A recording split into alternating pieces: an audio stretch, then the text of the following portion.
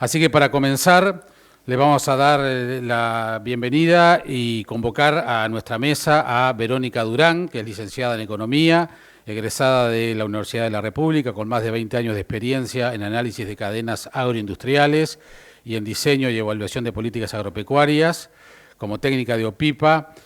También es actualmente la directora desde octubre del 2022 y tiene a cargo de un equipo multidisciplinario de profesionales que asesora directamente a las autoridades del Ministerio. Y también convocamos a Ángela Cortelesi, que es licenciada en Economía por la Facultad de Ciencias Económicas y de Administración de la Universidad de la República, con formación en Economía Internacional por la Facultad de Ciencias Sociales.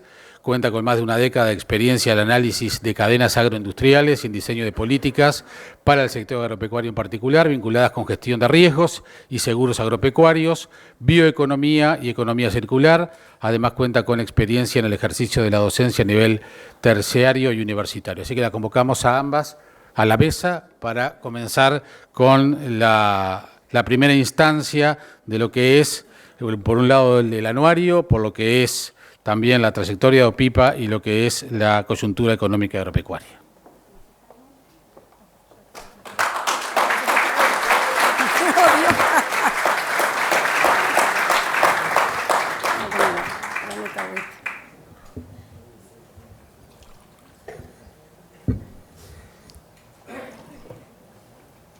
Bueno, buenos días. No sé si se oye ahí, creo que sí. Bueno, señoras y señores, autoridades, tanto del Ministerio como de la Institucionalidad Agropecuaria, muchas gracias por acompañarnos hoy, que es un día especial. Hoy estamos celebrando los 60 años de OPIPA. Ahora después, en la segunda parte de este evento, nos vamos a detener un poco más en la historia y en lo que es OPIPA, pero bueno, es una fortaleza institucional que tenemos en el país y realmente es muy lindo que hoy estemos todos aquí reunidos para conmemorarlo. Como es tradicional, vamos a presentar el anuario de OPIPA. Creo que acá tenemos Ahí está. Ustedes saben que el anuario es un documento de referencia para muchas personas, profesionales e instituciones del rubro, así que esperamos este año seguir haciendo nuestros aportes, nuestras contribuciones, tanto para la toma de decisiones de las políticas como para las empresas, para las instituciones, para los organismos que trabajan, que son los actores principales de las cadenas agroindustriales.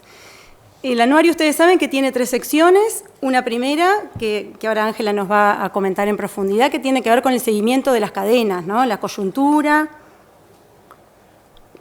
un poco entender qué es lo que está pasando, ¿no? Cuáles son los principales desafíos de corto plazo y también las políticas que se han llevado adelante en el corto plazo. Así que bueno, ahí Ángela en unos minutos ya nos va a hacer una presentación justamente con esa mirada más de corto plazo y del monitoreo. Después tiene una segunda sección que ustedes ya conocen porque hace muchos años, hace 32 años que hacemos este informe anuario. La segunda sección es un verdadero reflejo de lo que hace OPIPA en términos de la calidad, del asesoramiento en políticas. Ahí recopilamos un conjunto de las distintas actividades que hacemos en el asesoramiento a las autoridades. En esta sección, si ustedes recuerdan el año, bueno, capaz que algunos no lo han visto, nosotros estuvimos trabajando en 2022 y 2023 en la construcción de una estrategia nacional de desarrollo agropecuario que se llama Senda, y eso es como un paraguas conceptual, como una visión de largo plazo que de alguna manera nos ayuda a visualizar hacia dónde podemos contribuir con un mayor dinamismo de las cadenas agroindustriales hacia un mayor dinamismo económico y sostenible del conjunto del país. Ese es el paraguas general que es Senda. Y este año lo que ustedes van a ver en el anuario, en la segunda sección de política, son varios avances que hemos hecho consolidando esa senda que es más abstracta, que es una publicación aparte que la estábamos compartiendo ahí afuera, en algunos puntos. Voy a destacar 2 o 3 nomás porque no tenemos mucho tiempo y ustedes lo tienen disponible en ese código QR que está ahí, está en la web ya el anuario y con ese código QR ustedes pueden acceder al anuario completo de este año.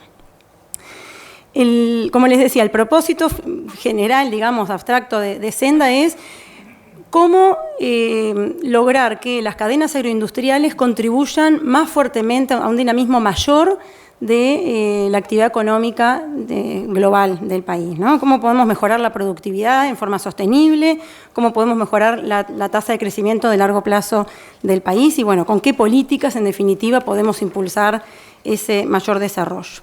Y voy a destacar 3 cositas que tienen ustedes en esta sección del anuario este año. Primero, una propuesta de plan estratégico para el desarrollo del riego, que fue un trabajo que estuvimos haciendo en forma interinstitucional. Esta sección de políticas también da mucha cuenta del trabajo que hacemos desde OPIPA y desde el Ministerio con otros organismos. En el caso del Plan Estratégico de Riego, ustedes van a ver que es un trabajo que hemos hecho con varios ministerios, obviamente el Ministerio de Ambiente, el de Industria, el Ministerio de Economía, con OPP, con transporte, ordenamiento territorial, y con transporte y con vivienda y ordenamiento territorial, y con las empresas UTE y OCE, que son los principales organismos que tienen competencias importantes respecto al tema de la gestión de los recursos hídricos.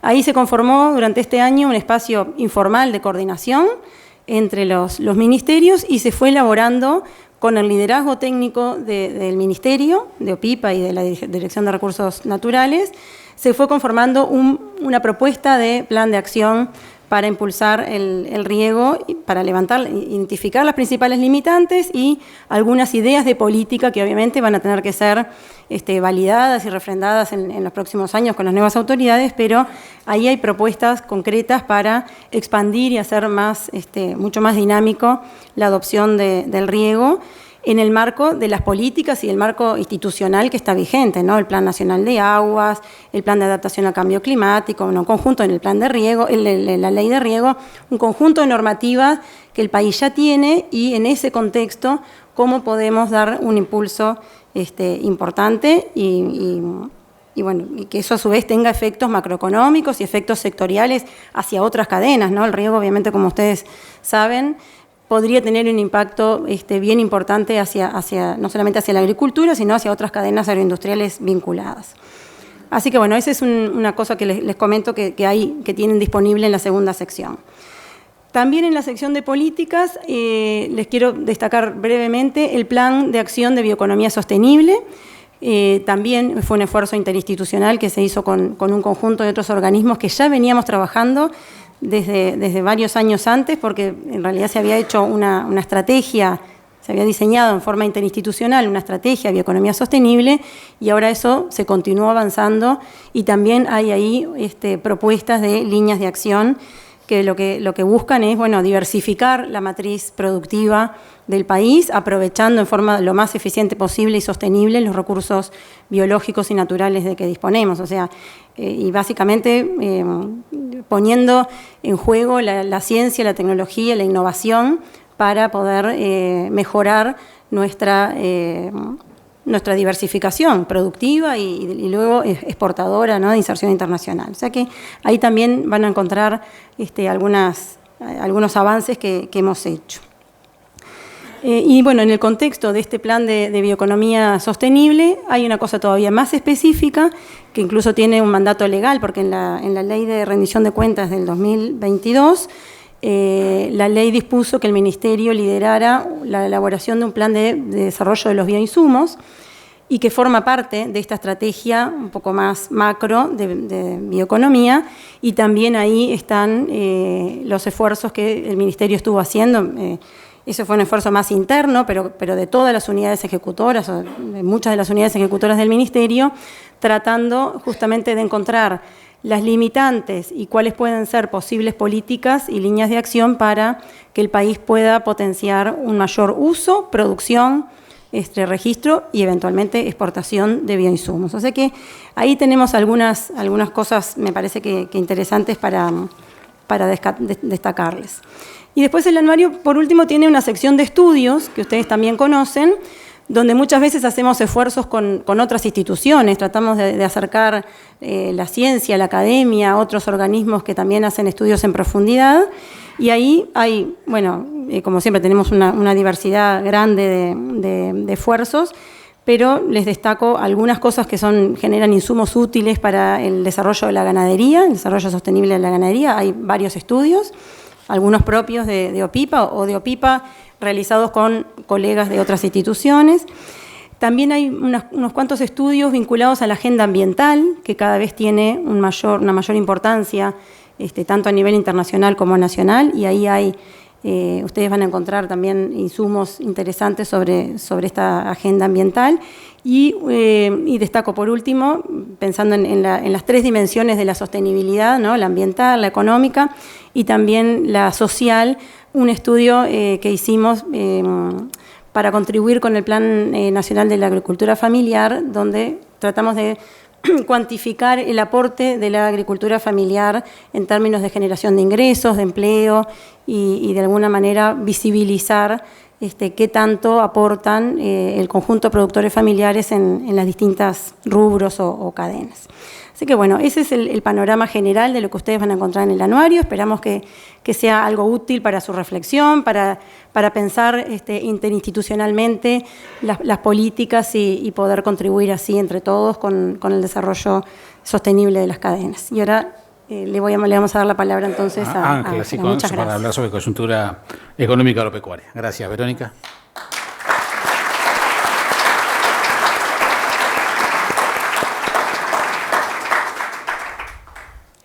Bueno, buenos días a todas y todos. Un día muy especial para la oficina. Ahora vamos a seguir con algunas otras actividades. La idea es, como siempre y es tradicional, poder hacer algunos comentarios muy breves acerca de cuál es la situación y las perspectivas que visualizamos para las cadenas agroindustriales para el cierre del año 2024 y para el próximo año 2025. Entonces, muy rápidamente, en términos de contexto internacional que estamos viendo, que ya a casi 5 años del inicio de la pandemia, lo que podríamos decir es que la economía mundial estaría retornando, digamos, a ciertas condiciones de normalidad en términos de crecimiento, ¿sí? Y se proyecta que a fines de 2024 y 2025 finalmente la economía mundial tome el ritmo de crecimiento promedio que visualizamos en la década previa a la ocurrencia del COVID-19. Como ustedes saben, el COVID-19 generó muchas disrupciones importantes. Primero, un shock de demanda muy fuerte, ¿no? Todos, a partir de la declaración de la emergencia sanitaria, estuvimos en nuestros hogares, se retrajo la demanda muy fuertemente y eso después desembocó una retracción desde el lado de la oferta, de las cadenas globales de valor. Eso, a su vez, se mezcló con otros factores, como por ejemplo el conflicto bélico entre Rusia y Ucrania a partir del año 2022, que eso presionó los precios al alza a nivel internacional, sobre todo algunos productos como los fertilizantes. Esto lo que ha generado es un cambio en las relaciones entre lo que es el nivel de actividad y la inflación. Y eso ha permitido que las economías del mundo, las principales economías del mundo y también Uruguay, puedan controlar la inflación subiendo su tasa de interés de referencia, restringiendo el consumo y la inversión, pero sin sacrificar los niveles de actividad, ¿no? Como quedó un desfasaje entre el nivel de actividad y el nivel de precios, eso ha sido posible. Entonces, por eso ocurre que nosotros vemos una política monetaria más agresiva, ¿no? Más contractiva de la actividad al inicio de los picos inflacionarios del 2022, y eso igualmente no impactó tan fuertemente en la actividad económica mundial, ¿sí? El Fondo Monetario Internacional, en sus últimas proyecciones de octubre, lo que está previendo es que la economía crezca en torno a 3,2% en 2024 y en 2025. Acá podemos empezar a analizar puntualmente por algunas economías, pero solo hacer algunos comentarios.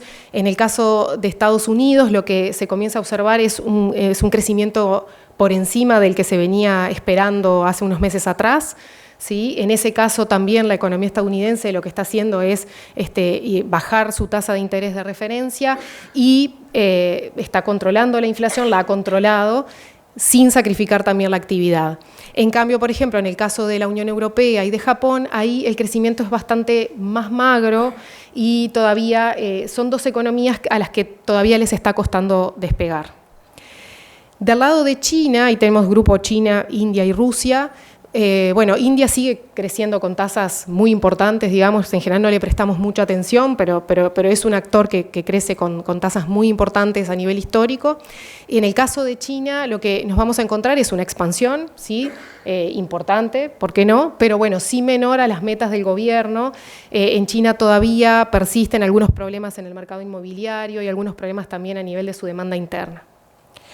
Y a nivel de la región, acá básicamente destacar problemas macrofinancieros más que nada, ¿no? En el caso de Argentina se visualizan mejoras a nivel de los indicadores fiscales, cambiarios, pero sí también existe una fragilidad social muy importante debido a la alta incidencia de la pobreza. Y en el caso de Brasil, tal vez destacar alguna mejora en su mercado laboral que empieza a reactivar la demanda, pero lo vamos a ver, lo que ha tenido mucha influencia en los últimos días, sobre todo en el mercado cambiario local, tiene que ver con bueno, el ajuste fiscal que está llevando adelante Brasil, que eso puede en cierto sentido afectar las previsiones de crecimiento. Pero básicamente esas son las previsiones o las proyecciones que publicó el Fondo Monetario Internacional en el mes de octubre. Como les decía, a nivel de los precios, hay quienes dicen que, bueno, que la inflación a nivel global se puede considerar abatida, digamos, ¿no? Hemos pasado 2-3 años con precios de commodities muy altos, todavía persisten algunas presiones inflacionarias en algunos países y en el caso de los servicios, sobre todo vinculados con la logística, tienen una inercia un poco mayor. Los commodities agrícolas, cuando uno mira en el análisis que hicimos hasta el mes de octubre, en esos 12 años, tuvieron un leve aumento, pero después cuando miramos por grandes grupos, los fertilizantes, los productos energéticos, todos vienen registrando ya desde 2023 fuertes caídas, ¿no? Entonces esos picos que observábamos, que se observan ahí en la gráfica, a partir de, sobre todo, el comienzo del conflicto bélico entre Rusia y Ucrania, bueno, eso se ha ido disipando. Por supuesto que siempre hay riesgos, ¿no? Y los principales riesgos los pusimos ahí. Obviamente existen posibilidades de disrupciones productivas por los conflictos bélicos que existen a nivel del mundo, por las propias tensiones geopolíticas. Obviamente en el caso del agro es algo que si bien conocemos, que los eventos climáticos extremos también generan disrupciones y desfasajes entre oferta y demanda. Y a partir de ciertos hechos puntuales, como el cambio de administración en Estados Unidos y bueno, nuevamente la posibilidad de que se reavive una guerra comercial, sobre todo entre Estados Unidos y China, bueno, tal vez estas medidas hostiles, potenciales medidas hostiles en materia comercial, nos ponen como, ¿no?, un signo de alerta. En línea con lo que pasa en el mundo, Uruguay, la economía uruguaya, hace unos días tuvimos el dato del tercer trimestre de este año. Bueno, eso es lo que creció cuando miramos enero-septiembre de este año, de 2024, respecto al año pasado, bien en línea con lo que pasa en el mundo. A nivel de sectores, bueno, ahí los que tienen mayor incidencia al alza fueron justamente el sector agropecuario y el sector energético, básicamente porque nos estamos comparando con el año pasado, donde todavía persistían impactos del déficit hídrico 22-23, un importante déficit hídrico, entonces ahí hay una recuperación de esos sectores y también hay una incidencia al alza, aunque menor, en el caso de el comercio. Ahí estoy señalando los principales, ¿sí? Por el otro lado, encontramos incidencias a la baja del sector de la construcción. Ahí si nos comparamos respecto al año pasado, tenemos la finalización de las obras del Ferrocarril Central que se inauguró en abril de este año, ¿sí? Y también tenemos una incidencia a la baja muy leve de la industria manufacturera y también tiene que ver esto con el proceso de cierre de la planta CAP por motivos de mantenimiento. Cuando nos comparamos con el año pasado, bueno, eso hace que estos dos sectores sean los que principalmente tienen incidencia a la baja. Desde la lectura, del otro lado, de los componentes de la demanda, básicamente en estos 9 meses del año, la comparación interanual, han sido las exportaciones y el consumo interno, más que nada a nivel de los hogares, los que han influido al alza en el crecimiento. Nuevamente, las exportaciones muy recuperadas en comparación con lo que había sido el desempeño del 2022 y 2023, sobre todo en el caso de los granos, de la agricultura, que ahora vamos a ver algún comentario adicional, y bueno, por supuesto, la atracción que genera la tercera planta de celulosa, que inicialmente, bueno, se hablaba de que podría estar operando a capacidad plena en 2024 y aún no lo hace. Entonces todavía quedan efectos hacia adelante por esperar. Y bueno, y en contraposición, desde el lado de la demanda, digamos, es la inversión, la que tiene el factor que tiene la principal incidencia a la baja. Y esto también está vinculado, por ejemplo, con la finalización de las inversiones vinculadas con la tercera planta de celulosa, entre otros. ¿Qué otras variables relevantes podríamos mencionar? Bueno, por un lado, en el caso de la inflación, el último dato de noviembre indica que la inflación se encuentra desde hace 18 meses consecutivos dentro del rango meta, establecido entre 4 y 6%, ¿sí? Tenemos algunos componentes, como los componentes no transables, es decir, los que no están sometidos a comercio internacional, que han tenido una trayectoria a la baja. Obviamente, el componente transable, que sí está sometido a comercio internacional, está viéndose afectado y comenzando a presionar, en parte también por el canal del tipo de cambio. Pero bueno, podemos decir que por ese lado la inflación minorista doméstica está controlada, ¿sí? A su vez, ¿qué podemos decir del tipo de cambio? Es una variable que desde el lado, sobre todo del agro, nos interesa mucho. En general, cuando uno mira lo que ocurrió a lo largo del 2024, podríamos decir que en los primeros 4 meses hubo una relativa estabilidad, en un promedio en torno a 39 pesos por dólar, y eso progresivamente fue aumentando con un ritmo de crecimiento mayor en las últimas semanas.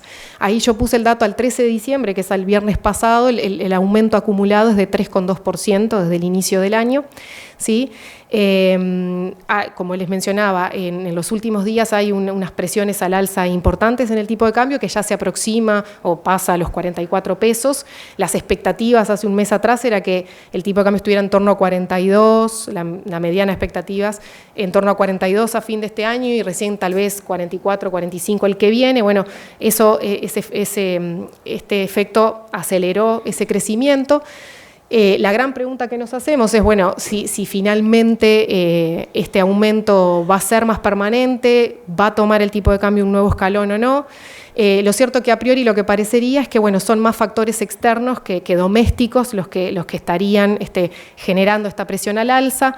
Pensando en el año que viene, cuando uno piensa en la oferta de dólares, tanto en el canal comercial, como lo vamos a ver ahora, como también desde el lado de la inversión en capital y la inversión extranjera directa y demás, uno pensaría que va a haber una buena oferta de dólares a nivel local. Entonces, bueno, habría que ver eso cómo juega, si definitivamente se revierte parte de este proceso de crecimiento hacia un nuevo escalón, tal vez más en torno a los 42 pesos, o continúan estas presiones. En cuanto a la competitividad precio, nosotros en OPIPA, obviamente que miramos la inflación, miramos el tipo de cambio, pero obviamente ninguna de esas variables por sí solas pueden explicar o sirven para aproximar la competitividad precio del sector. ¿Sí? En este caso lo que nosotros construimos es un indicador de tipo de cambio real agropecuario, ¿sí? Ahí lo que les estoy mostrando es lo que es el indicador de tipo de cambio real efectivo que publica el Banco Central y el que construimos nosotros, del cual también van a poder encontrar un artículo específico en el anuario, porque claro, cada cierto tiempo hay que actualizar un poco la metodología porque hay que considerar un conjunto de socios comerciales relevantes para la balanza comercial agroindustrial. En el largo plazo, desde el 2015 más o menos si uno mira, bueno, lo que se ve es que el tipo de cambio real, global del Banco Central tiene una tendencia a la baja, que es lo que se habla de que Uruguay, bueno, es caro en dólares, digamos, o como que estamos desalineados en materia de precios, medidas en dólares con nuestros principales socios comerciales. Cuando uno mira lo que ocurre con el tipo de cambio real agropecuario, parecería tener una leve tendencia al alza, si bien la particularidad que tiene este indicador para el caso del sector agropecuario es que tiene mayor volatilidad, porque los precios en general que nosotros estamos considerando en esa metodología son precios que son de por sí más volátiles, ¿sí? Si miramos más en el cortito plazo, en lo que es enero-septiembre, para seguir comparando más o menos los mismos periodos, lo que se observa es que en enero-septiembre de este año, respecto al mismo periodo del año anterior, observamos una caída de 3% en el indicador. Esto quiere decir que respecto a los primeros 9 meses del año pasado, en promedio, la producción agroindustrial nacional está un 3% más cara, ¿sí? Es menos competitiva respecto de sus principales socios comerciales. Y cuando uno indaga qué es lo que pasa, no lo traje acá para no demorar demasiado el tiempo, pero indaga qué es lo que sucede a nivel de ese mismo indicador, pero bilateralmente con los principales socios comerciales, se observan caídas a nivel de prácticamente todos, los principales, China, Brasil, Estados Unidos, ¿sí? Y algunos socios de la Unión Europea. Respecto a la inserción comercial, esto es lo que estamos esperando que suceda con las exportaciones de bienes del país y dentro de ellas, obviamente, como ustedes saben, tienen una contribución muy importante las exportaciones agroindustriales, ¿sí? En este caso lo que estamos esperando es que para el cierre de este año, ya falta muy poquito, las exportaciones totales de bienes totales del país ronden alrededor de los 13.000 millones de dólares, un poquito menos, y las agroindustriales aporten en el entorno de 10.000 millones de dólares, ¿sí? Obviamente acá juega mucho cuando uno se compara respecto a 2023, por ejemplo, bueno, el impacto del déficit hídrico que vivimos a la temporada 22-23. Y si observan en la serie histórica, este dato del 2024 sería el segundo más alto, ¿sí? Porque nosotros ya habíamos registrado un récord en el año 2022 en el entorno de 12.000 millones de dólares solo las agroindustriales, ¿sí? Bien, y ya para ir cerrando y hacer un poquito más de foco en las cadenas agroindustriales que monitoreamos año a año, hacer algunas consideraciones. Como ustedes saben, siempre lo digo, pero es importante tenerlo en cuenta, nosotros estamos leyendo variables económicas que estamos acostumbrados a que se midan en años calendario, ¿sí? La dificultad que nosotros tenemos al monitorear cadenas es que los sectores agropecuarios los vamos monitoreando en años agrícolas. Entonces, cuando uno quiere ver qué va a suceder en términos del desempeño de la economía en su conjunto, el aporte del agro en 2024, tenemos que considerar dos afras, ¿no? La 23-24 y la 24-25. En el caso de la 23-24, que ya finalizó a mediados de este año, ahí lo que tenemos es algunos hechos destacados a nivel de la agricultura en general, la agricultura en secano en particular, también hay algunos hechos destacados en el arroz, pero puse algunos de los más destacados ahí, como algunos volúmenes cosechados destacados en cebada, trigo y soja, decir que la temporada de cultivos de invierno 23-24 tuvo condiciones muy buenas, climáticas excepcionales, entonces eso hizo, van a ver que en general los cultivos de invierno han tenido un muy buen desempeño. También tenemos volúmenes exportados destacados para esos mismos tres cultivos. En el caso de la soja, mencionar que tenemos un volumen de producción del entorno de los 3 millones de toneladas, ¿sí? Que esto no se observaba desde la temporada 21-22, digamos, son como niveles, cuando uno lo mira la historia, que son importantes. Tenemos, por otro lado, por supuesto, un impacto positivo también de la actividad silvícola, ¿sí? Y eso tiene que ver por la atracción que genera básicamente la tercera planta de celulosa del país, que, como les mencionaba, aún no opera a capacidad plena, por lo que es esperable que el año que viene volvamos a observar un nuevo escalón. Obviamente, como ustedes imaginarán, este buen desempeño de la agricultura, como así también de la forestación, estamos esperando que se refleje en 2024 y en 2025, dependiendo de la zafra de comercialización, en las exportaciones, ¿sí? En el caso de de la celulosa, este año, en 2024, las exportaciones estarían rondando los 2.700, 2.800 millones de dólares, y eso podría saltar a 3.000 millones, el entorno de 3.000 el año próximo. Por el otro lado, bueno, ¿quiénes incidieron a la baja? En este caso, bueno, la ganadería, en esta zafra 23-24 que cerró, lo que estimamos es una caída de la producción, del volumen de producción de 3,4%. Ahí lo destacable es que, bueno, hay un descenso del stock nacional que se ubicó en 11,3 millones de cabezas más o menos. Lo que se contabilizó a junio de 2024 son unos 346.000 terneros menos, y eso tiene que ver con los impactos del déficit hídrico que se continúa expresando, ¿no? Eso es lo que tiene la ganadería, que tiene una intertemporalidad que no ocurre de manera tan instantánea como la agricultura. Y bueno, es con una caída en esa zafra, y eso llevaría que a lo largo del 2024, cuando pasemos raya, el valor de exportaciones de los productos cárnicos se mantenga relativamente estable. Y por otro lado, también tenemos una caída en la misma zafra de la remisión de leche a plantas, y en esto tuvo que ver también otro evento climático que se registró en el otoño, que es el exceso hídrico que hubo este año, ¿sí? Ahí puntualmente en el caso de los lácteos, cuando pasemos raya en el 2024, vamos a haber observado una caída en el valor exportado, pero no necesariamente por volúmenes, sino por precios, ¿sí? Bueno, ¿y qué esperamos para la zafra 24-25? Que ya inició y va a terminar a fines del año que viene, para terminar de componer la película de lo que es el crecimiento económico del 2024. Nuevamente esperamos algunos hechos destacados para el caso de la agricultura, algunas cosechas abultadas para el caso de la cebada y de la soja, ¿sí? En el caso de la cebada, ahí probablemente observemos un récord histórico en el entorno de 1,1 millón de toneladas, y también un área sembrada en el entorno de las 250.000 como hechos más destacados, ¿sí?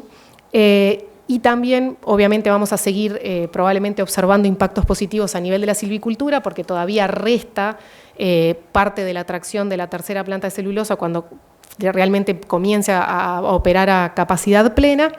Y, bueno, mejoras, una recuperación en la ganadería vacuna, mejoras en la tasa de procreo y de preñez, que nos permitirían ahí sí volver a visualizar un stock de 3 millones de terneros, con un leve aumento de la producción de carne en el entorno del 1%.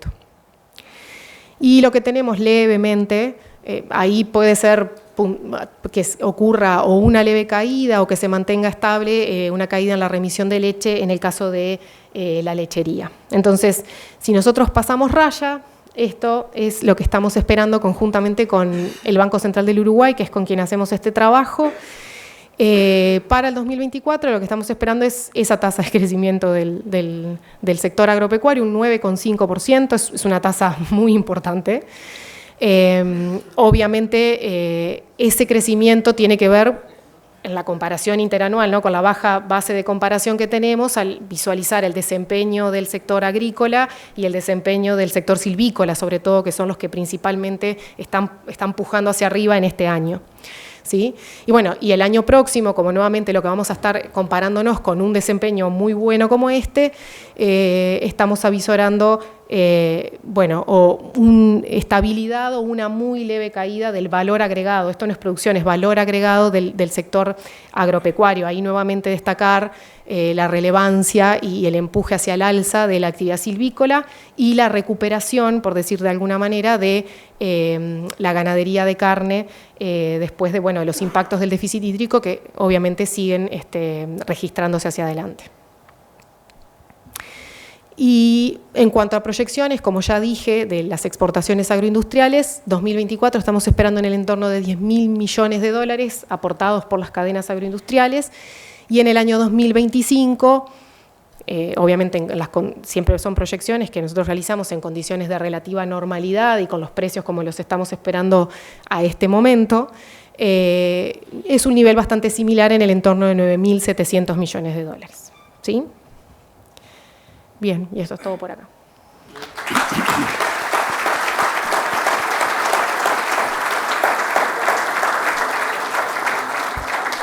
Tenemos espacio para un par de preguntas, si quieren realizar, tanto a Verónica como a Ángela. Si hay algún interés en un par de preguntas, podemos ceder el espacio, si no seguimos adelante. Son temas sensibles y tenemos a expertos aquí.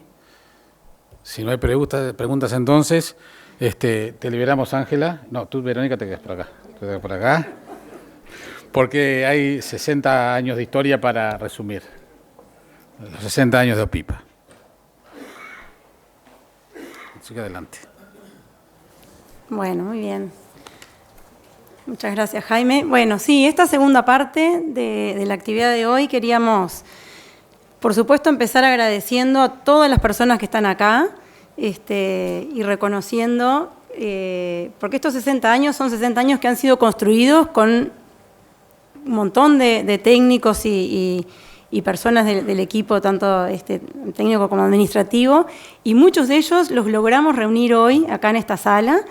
Algunos, bueno, no han podido estar, pero realmente quiero resaltar el compromiso, la vocación, el profesionalismo de este equipo que a lo largo de 6 décadas fue construyendo lo que hoy es, o bueno, lo que siempre fue, pero claramente hoy es una fortaleza institucional que tiene el Estado uruguayo, y es gracias a estas personas. O sea, muchos de los que estamos hoy acá somos los que hemos aportado granitos de arena. Algunos dicen, pero yo pasé muy pocos años en OPIPA, estuve poco tiempo. Cada uno de ustedes son los que realmente fueron construyendo esta fortaleza que hoy tenemos en beneficio de las políticas públicas. O sea que quiero destacar a las personas y la estabilidad de los equipos técnicos.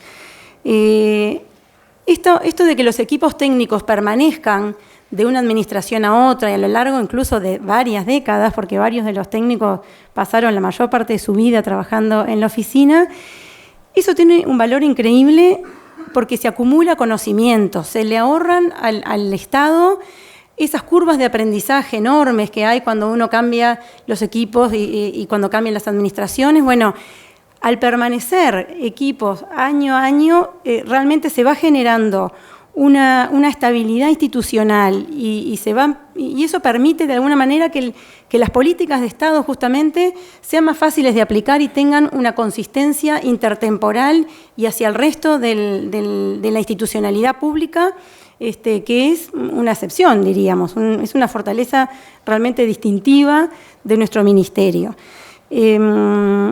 No es fácil darle consistencia a las políticas públicas dentro de un propio ministerio, incluso interactuando con los otros organismos. Y cuando uno tiene un equipo técnico estable, profesional, comprometido, logra que ese aprendizaje justamente vaya trascendiendo esas fronteras institucionales y temporales. O sea que realmente me parece que hoy es un día especial.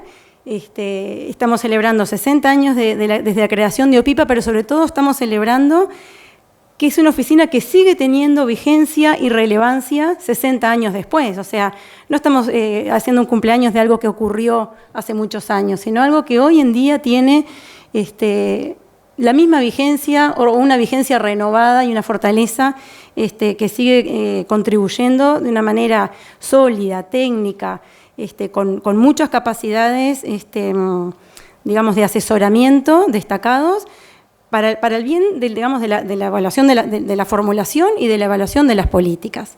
Me parece que OPIPA tiene, por un lado, una vocación de largo plazo, ¿no? por cómo fue gestada y que mantuvo a lo largo de todas estas décadas, esto que hablábamos hoy al principio, ¿no? Tratar de mirar el largo plazo, tratar de trascender las situaciones más de coyuntura y generar políticas de Estado, contribuir con esa mirada, digamos, larga, y también es un apoyo importante para las autoridades de cada administración atendiendo los desafíos de corto plazo, que obviamente existen y son hiperrelevantes para cada una de las administraciones y para el sector. Entonces, esa combinación de poder tener como una velocidad, 2 ritmos, ¿no? Estar mirando a largo plazo, pero a la vez atendiendo que hay una emergencia hídrica, que hubo un problema con los precios, que hay un problema financiero en algún sector, o en todo el sector, o en toda la economía, me parece que es para las autoridades un respaldo técnico importante y es lo que OPIPA aspira a aportarle al sector público y a la construcción de políticas. Y bueno, 60 años después de la creación, la OPIPA del siglo XXI tiene características, digamos, capaz que distintivas, o bueno, tiene una creciente multidisciplinariedad y una valoración por la diversidad de enfoques, obviamente una presencia o un equilibrio de género diferente, actualizado a los tiempos que vivimos.